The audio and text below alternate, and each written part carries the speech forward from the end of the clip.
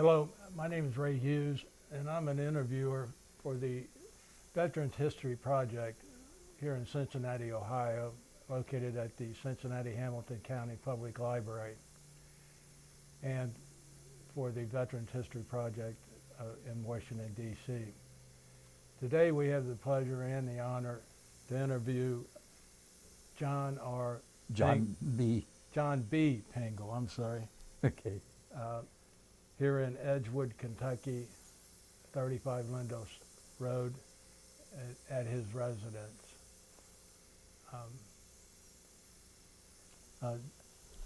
John, if you would, where were you born? I was born in Covington. It's St. Elizabeth Hospital. And your address where you were living at the time? When you grew up?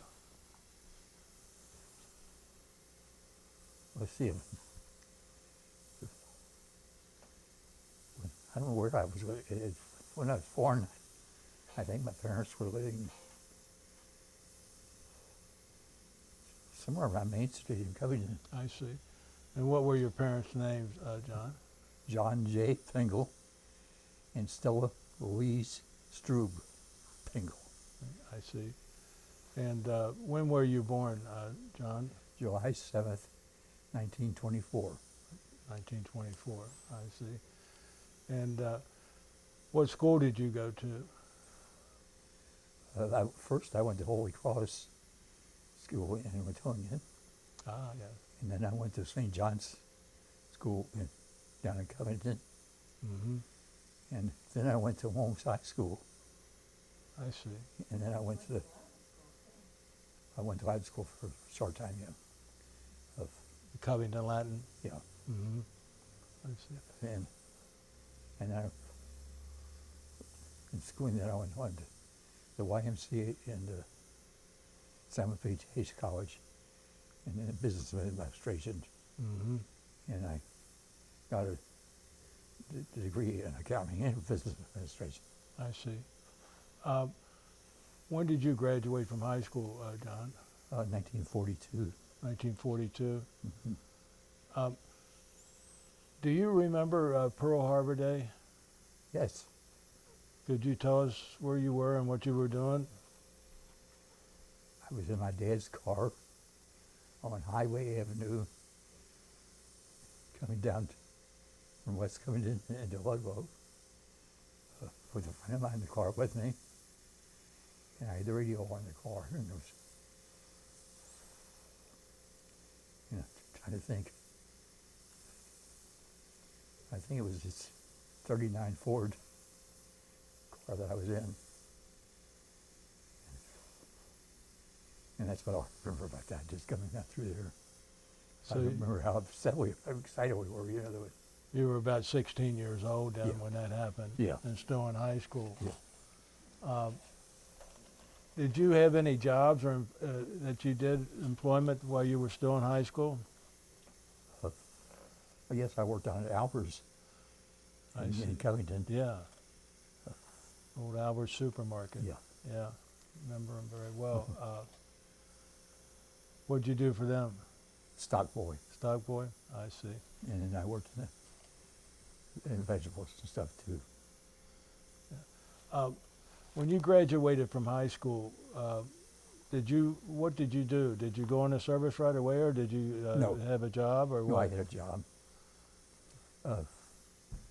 After I graduated from high school, I went to work at the Fashion Fox in Cincinnati. Yes. Yeah. And in the parachute assembly department. I see. Yeah. And I wasn't there very long before they made me a foreman, because one of the owners liked the idea that every time he'd come around and wanted somebody that was willing to work for, I wanted the money, so I'd work more. And he liked that, so he promoted me and made me a foreman. Well, that's something that'll be lost to history. Fashion Frock over in Cincinnati made parachutes for World War II. Yes. Huh? I'll be darned. It had to be exciting, intriguing work, knowing how important that was. Yeah. And how long did you work there, John? I worked there until I went in the service. And I guess I worked there probably a year or maybe more. Did you join or did you get drafted? I or, got drafted. Uh, and when did you go into the military? Uh, I'd have to look at the notes. August 12th, 1943? Yes. I see. Did you go in here at Fort Thomas or what? And when Cincinnati. Oh, Cincinnati? And where did they send you to basic training at? Well, first they sent me back to Fort Thomas, and then from Fort Thomas, they sent me to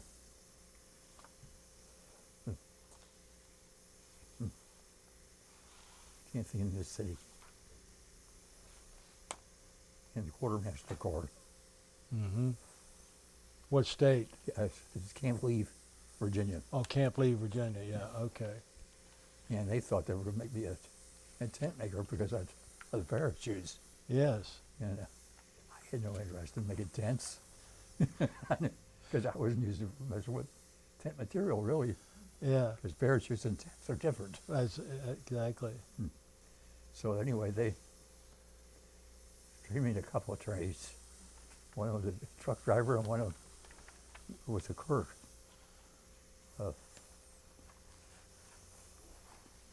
And that's where I stayed until I went overseas.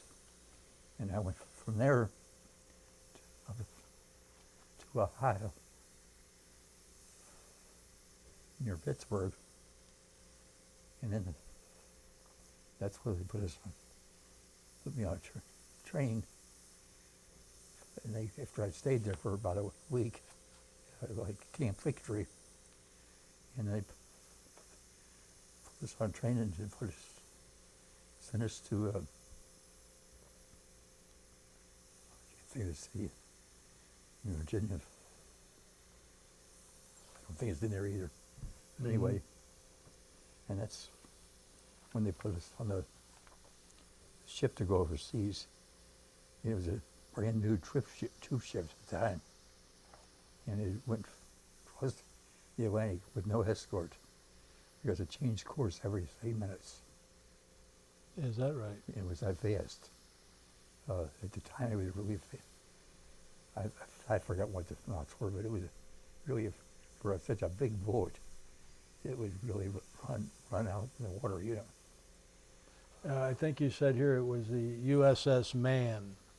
Yes. Mm-hmm. 3 days zigzagging across the ocean. Yeah. That's a quick trip. Across there to Casablanca.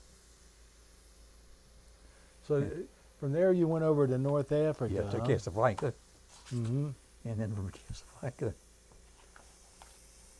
I went to Iran, North Africa. Mm-hmm.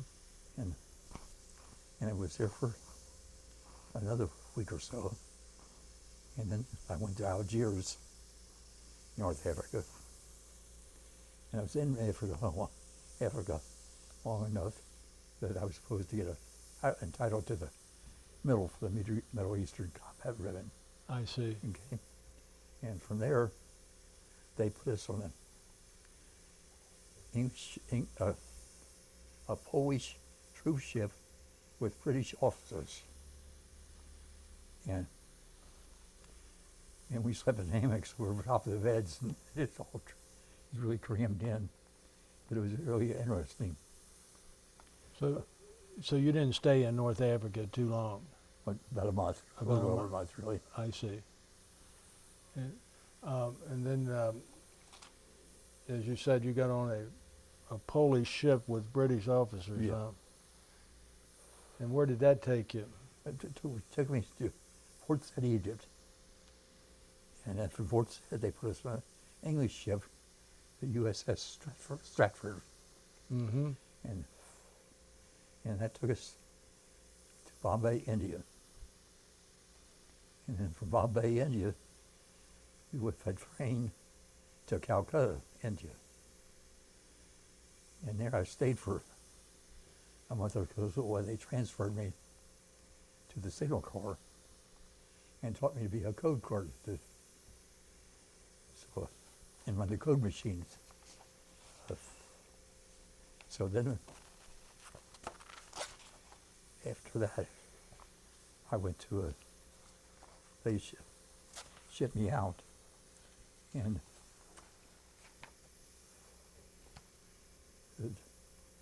sent us on a boat, a big steamer, up the river, mostly as guards, but we didn't have a gun. But anyway, we up to this little tiny city. I keep thinking it might have been Merrill, but I'm not sure. Anyway, and there they put me on a C-47 and flew me into dimensional Burma. And when I landed, they handed me a gun and said, "Welcome to the infantry." So I went, and they assigned me to F Company in the 2nd Battalion. Well, I knew I wasn't supposed to be there. And so one of my buddies found out where I was supposed to be, and was in headquarters company in the 2nd Battalion. And the officer in charge of the Signal Corps was named Lieutenant Pingel. His name was mine with a Y. Added away, yeah. Pingel, yeah. And anyway, so that was where I was for a few days. And then I met with Major Latin at that time. And I was really impressed with him because he was a paratrooper from out of the Pacific. He'd already been in combat. Mm-hmm. And he knew his way around.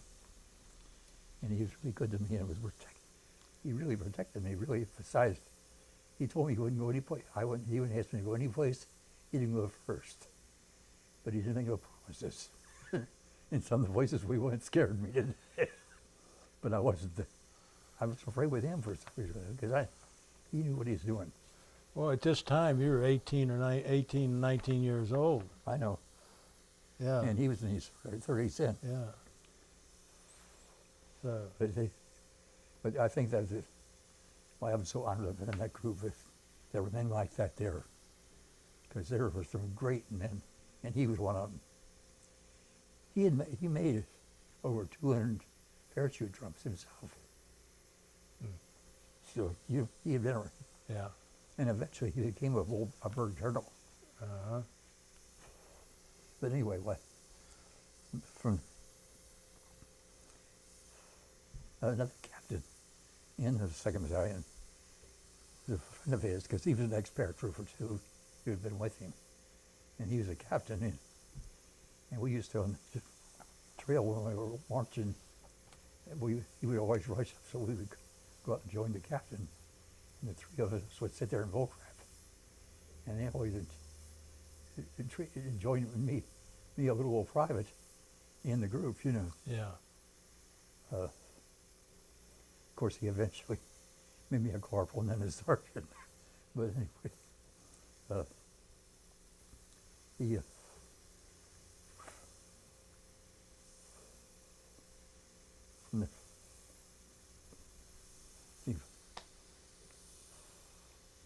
anyway, anyway, I forgot what.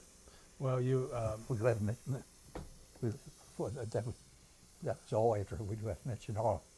We left Menchenow. We took us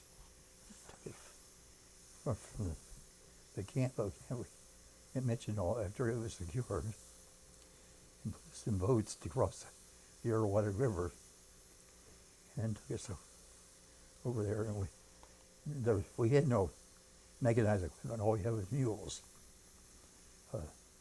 Well, since I carried that 18-pound radio, I couldn't carry a pack. And so my pack was always carried by the mule. But everything else was always carried by mules. And that's how we went down the trail. And we went down. From there, the first stop we went at was the Tongva. And there we ran into the Japanese. And some of them were 6 feet tall, because they were actually Japanese Royal Marines. And we managed to clear that up in a few days.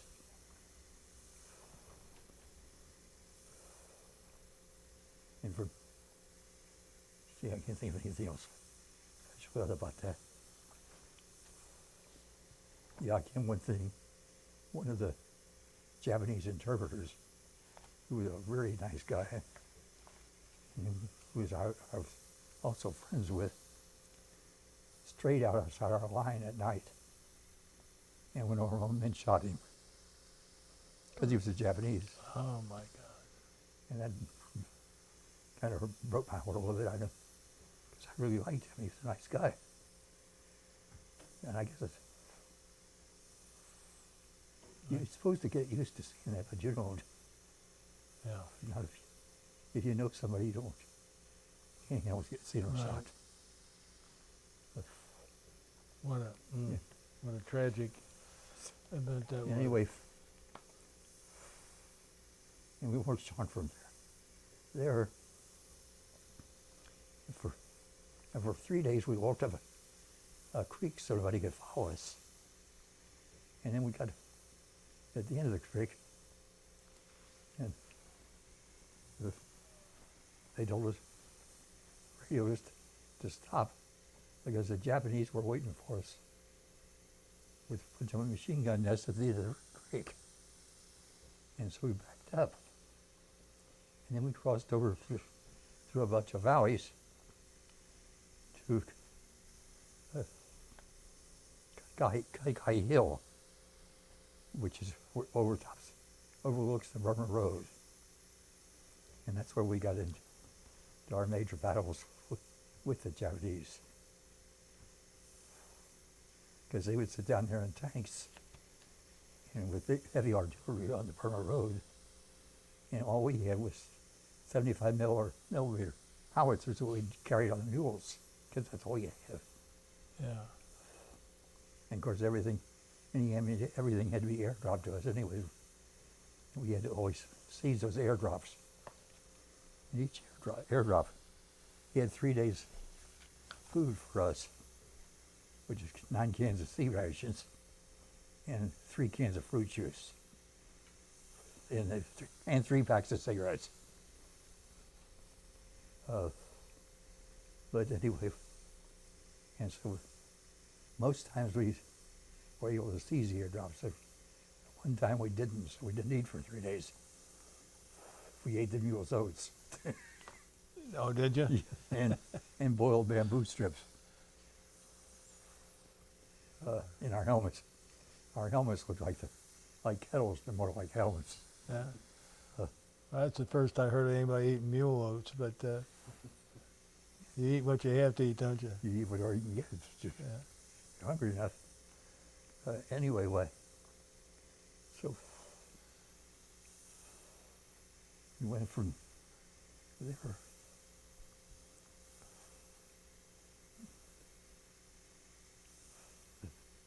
Trying to figure out what I think you can heal you. you had one of their mortars exploded near you, didn't it? Yeah, going up the hill, I blew a tree over. The tree was that close. And fortunately, their mortars, 3D mortars, were not corrugated like ours. And they exploded one way. Fortunately, it flew that way, because the other way it got me. Later on, we used the tree to cover one of the foxholes we dug as a cover unit. But anyway, they hired some of the local Kachins to dig a trench up through the side of this hill so we could walk up through the hill. And the Japanese would sit down on the Burma Road, and if they see any heads moving over there, they would shoot at you. And the tanks use their rifle, that's a flat trajectory gun, just like a rifle, you know. Mm-hmm. And it's, once you've been shot at by a cannon, you really know you've been shot at, because it's loud. and they did one day to me.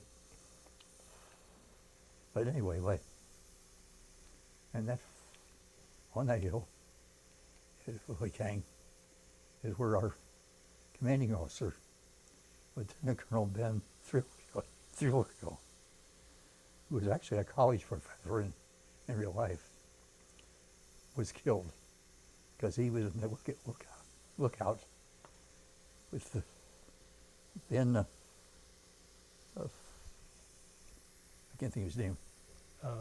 Milton Cornfield. Cornfield, yeah. And Ben had his leg shot off at the same time that Colonel Thrill was killed.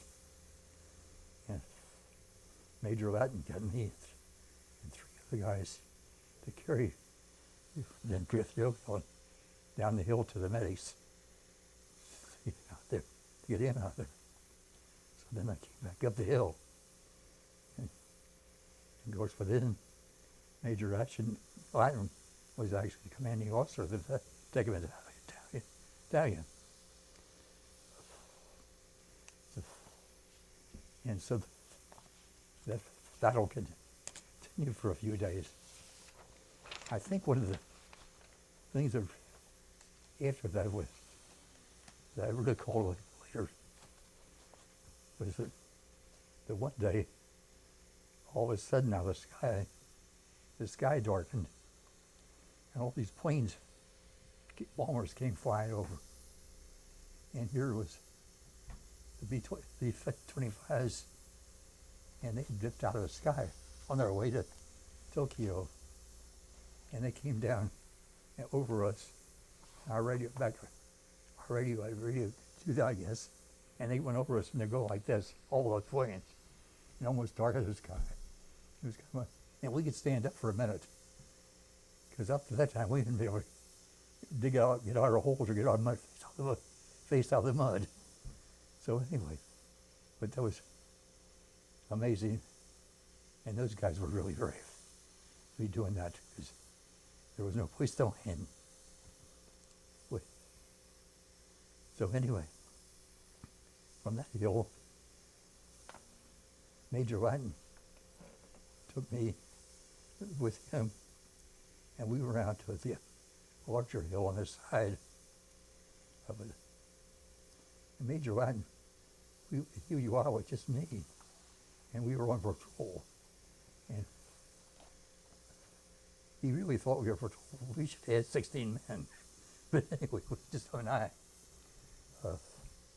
And we got one pinned down at one point, and we were laying down on this tree, and he was on my side, and the Japanese were shooting my antenna on my radio because it was sticking up. And he marked down, he says, "Those are not beats buzzing over your head, John, keep your head down." And anyway, but he was so shrewd. He pulled back for mortar fire over our heads and got the mortar fire right in front of us and wiped them out. And after that, we just got it walked up there. They were all blown up. So from there, we went down and we saw the rest of our troops. And the one officer came up to Major Latin and said, "Major," he says, "you must be awful lucky." He says, "Where you're standing, I stayed a man shot." And, well, they didn't shoot us. Probably didn't think we were worth it. But anyway, from there, we went to, the Japanese eventually cleared out. We could not stop them. There was 3 Japanese armies, 1 American Infantry Regiment, and 1 cavalry troop. And that can't stop 3 armies. So eventually they did go through us. From there, we went to Kutkai, Burma, and cleared enough land for a B-52 to land. And we built parachutes out of our the drop chutes for protection at night. And we had them all lined up, not waiting for them to arrange to get the B-52s in to pick us up. And the one day, one of the American fighter pilots came over and was wanting to be friendly, like, if we're all over there, you know. And he came down to wave at us, you know. But when he did, he hit the trigger out of the mistake and sent us to line up 50 caliber shells right straight through our line. Fortunately, he didn't hit nobody. But anyway, but what scared the daylight out because the next day, a Piper Cub flew a priest in to make sure that what was done. Right. and to reassure him that he hadn't killed anybody. From there, they came in with B-52s, with B-25, came in with B-47s, and picked us up, and took us to Kunming, China. They took Kunming, China.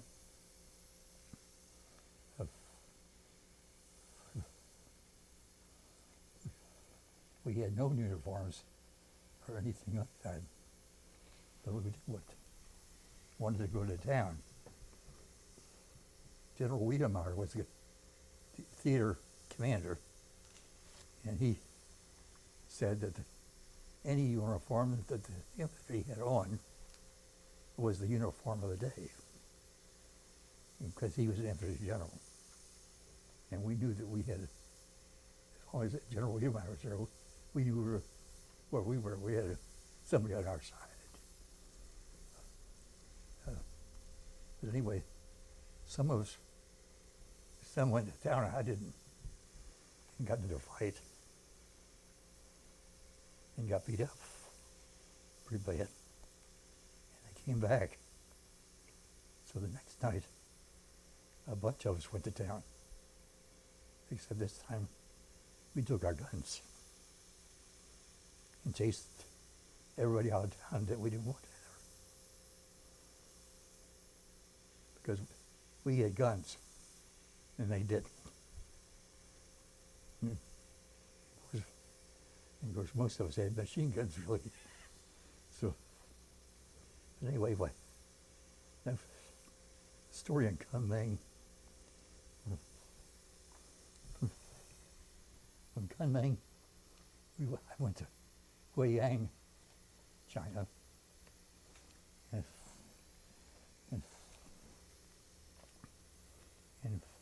they built a camp there. And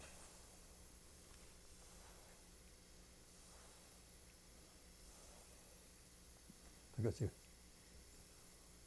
outside this camp, they had going to have a court martial.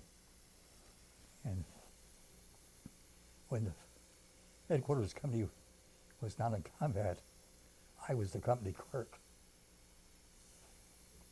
And I was also the clerk of the trial. And Colonel Ben Holton, who came from Cincinnati, was the commanding officer of the trial.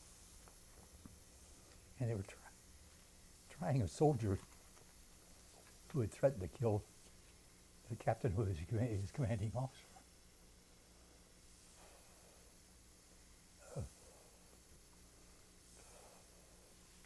They gave him 2 weeks in the brig that we built. And we brought him everything he wanted for the 2 weeks in the brig. It was wide open. He was just, it was just like not being in jail. And Colonel Holden remarked to me this side, he says, his mistake was they didn't shoot him. Because apparently he didn't care much for it. Apparently he had a right to be shot. So they did send in at one time, after we'd all been in combat, 4 lieutenants to fill in our ranks from the United States. And they're all Battalion Infantry lieutenants. And they didn't last very long.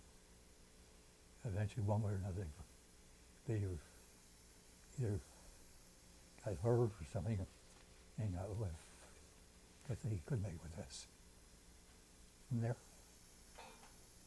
From there I went to, trying to think of this city in North China. Henyang No, or Chikian? no, for that.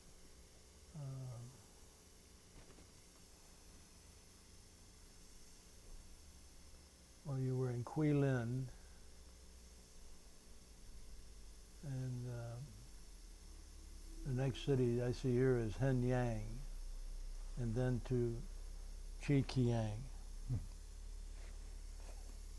I've forgotten. Anyway, this city, Kunming, no, Kunming is a big city. yeah. Anyway, this city we went to was a little village of kind, markets along the road,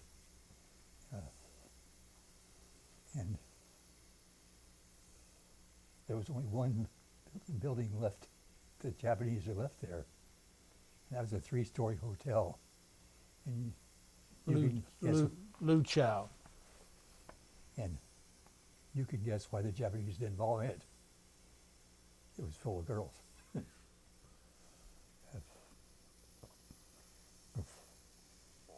From there,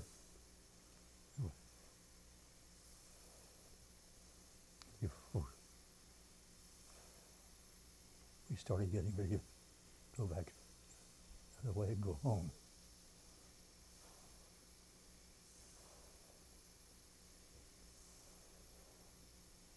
And you went back.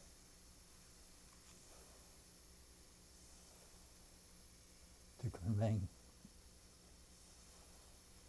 It was on a plane to Calcutta. And then from Calcutta, I took a ship to New York.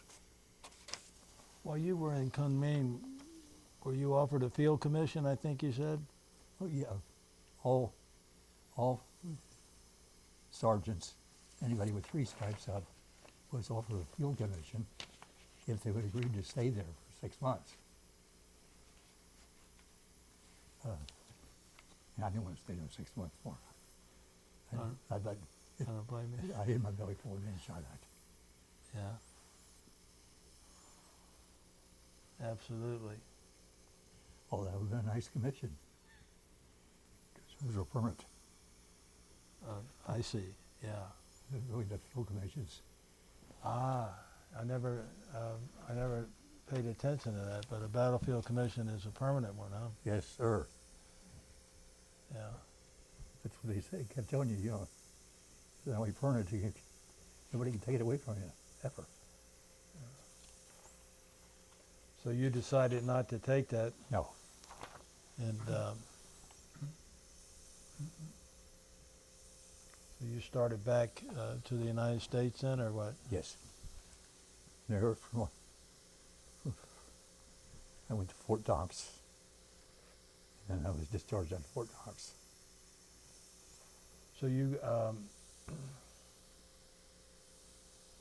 and you were discharged then? Yes, And this is 1946? yes, So you were actually over in the China, India, Burma theater. The way I'm calculating here, well over 2 years. yeah. Yeah, Well, or, no, close to 2 years. yeah. 22 months, I think I figured out. And most of that time in combat, John? Yes, yes. No wonder you didn't take a commission.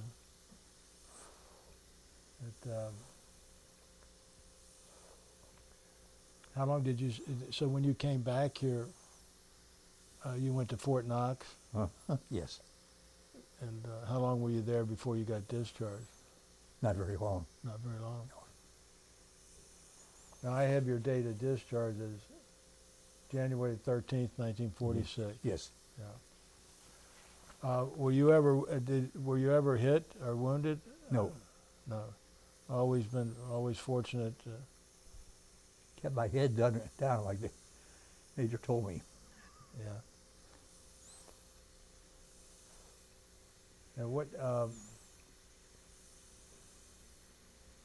what did you do after you were discharged from the United States Army? Now were you a buck sergeant then or a staff sergeant? No, it's a sergeant. It's actually a sergeant technician because I was radio man.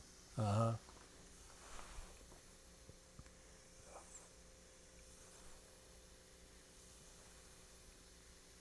Then,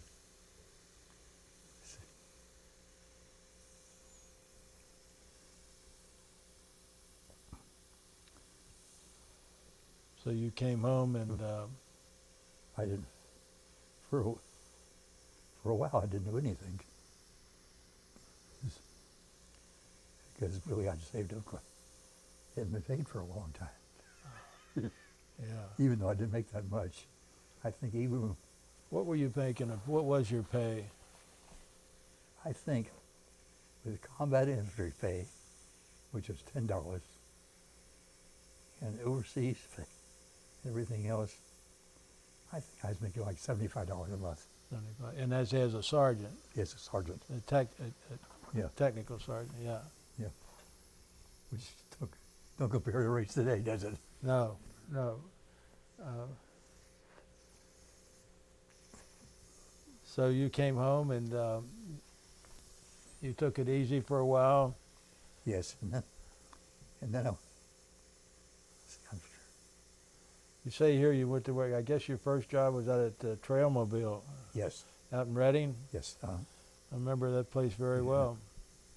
I was a clerk in the sales department in the Army to keep track of a campaign, a sales campaign, a flip-flop campaign. And I did. And one of the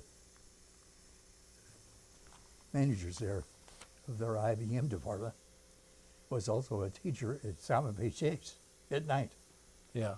And so I went to Salmon Bay Chase at night at the same time. Now, what were you studying at Chase?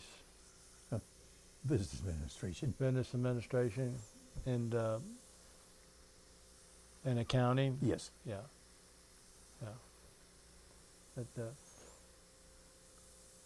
then you went to work at Hyde Park Clothes in Newport, is Yes. that correct? No. They manufactured Palm Beach clothes, didn't they? No. No, that was a No. different place, Yes, wasn't it was down the street. it? Yeah. They actually manufactured a bunch of brands. Their home brand was actually Hyde Park Clothes, you know. Okay. But they considered themselves a better brand. A than step Palm Beach. above, yes. Yeah. And they were more expensive. I've forgotten that just momentarily there. Yeah, that's right. I remember both of them. I could afford Palm Beach clothes and couldn't afford Hyde Park. I could because I could buy them there.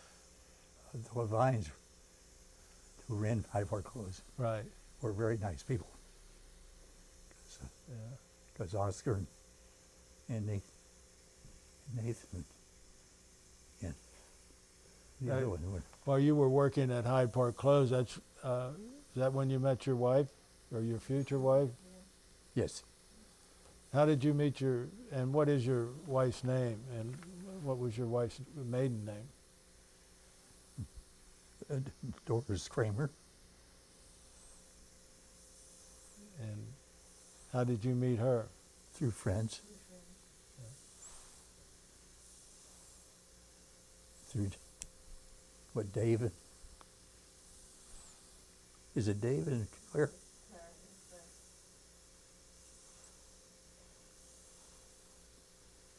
And how long did you guys go together before you decided to get married? Not very long. Not too long. Month at the most. Uh-huh.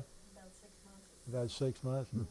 Well, that's long enough. Yeah, But, waited long enough. yeah. And when did you get married? What's your marriage date? Got married April 23rd of 1952. April 23rd, 1952. And where'd you get married at? You know, I was just San Francisco. No, what is it? St. Benedict. St. Ben. I see. Yeah. And how many children did you have, John? Just one. Just one? And it was John Jr., and he's deceased. I see. And grandchildren? Three granddaughters I see. and 7 great-grandchildren, as of now. As of now. Yeah.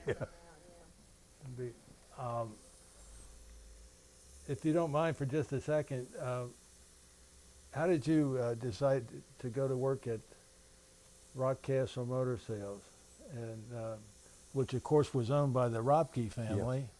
That was Bud Ropke's brother, Oh, wasn't it?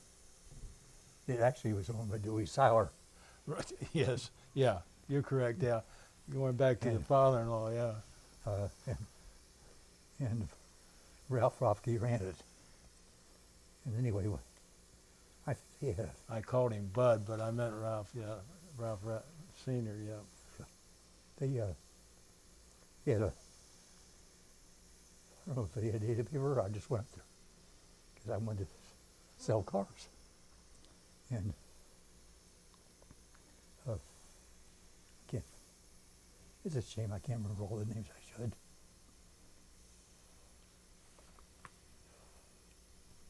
Vic Holden. Yeah. And anyway, Was he any relation to the Holden you served with in the military? no, he was not. Okay. Anyway, but Ralph is the one that hired me Yeah. and took me over to him. And he taught me a lot about the car business and what, because he had been in the he shot over at Metropolitan Buick at one time, and he'd had a heart attack and couldn't work strenuously.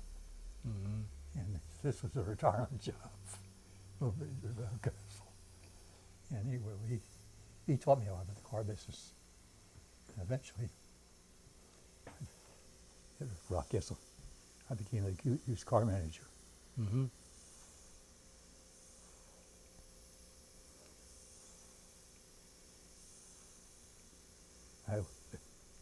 At one time,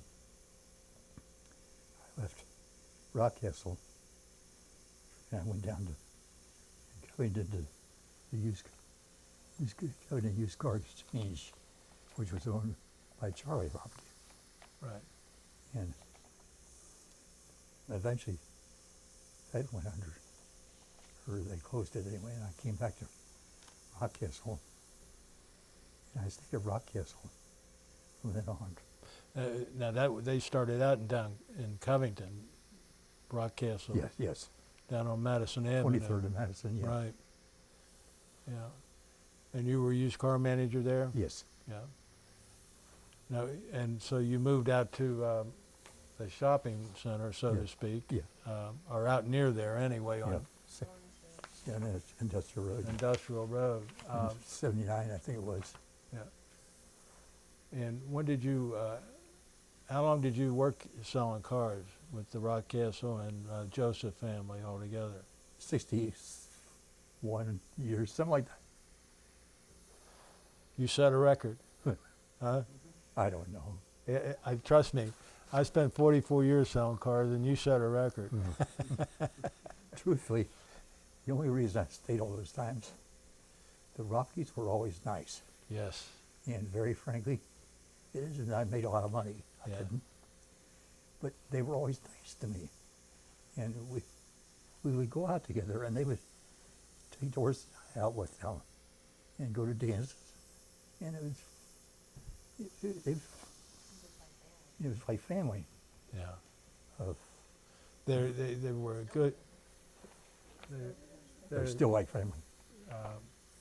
You're talking about the Rockies? Yes. Yes. Yeah, very good family, local family, and well respected in the Good people. community. Good. As you are, you know, I knew about you all these years, but we'd never met. Yeah. You know, you always Sure. hear about the good guys and you hear about the bad ones too, but your reputation was excellent in the car business, and I can see why now that I've met you. What medals, not that you care to discuss them, but what medals did you get from your service, John? Okay. Well, obviously, I got a good conduct medal. Obviously. Yeah. And I got the North African, Middle Eastern Europe ribbon. Yeah. And I got the Asiatic Pacific ribbon with 4 battle stars on it, the bronze battle stars. And I got the Army Bronze Star, which I could give you a copy of if you wanted. Mm-hmm. Do you want one of? Yeah, I'd like to see it. Yes, when we're finished. Yeah. Each one of those battle stars means a specific battle Oh, that yes. you were in. Yes. In addition to the first one. Yes. The first battle. Yeah. So. And the Combat Infantry Badge. Yeah, most important one of all. Yes. I was telling, I believe that Brian and I discussed that at one time. My father considered that the best medal he ever had. Uh-huh. You know, the one that meant Sure. the most. Sure. Yeah. Is there anything else you'd like to add today, John? No, I don't think so. It's, My memory's not that good these days. Well, it's, But I'm really kind of under the weather anyway, as you could tell. well, I got to tell you though, it's been a distinct pleasure and privilege to sit here and hear your story and what you did during World War II, and what a good man you were after the war too. And I want to thank you very much. Well, thank you. And I thank you appreciate, very much. I appreciate everything.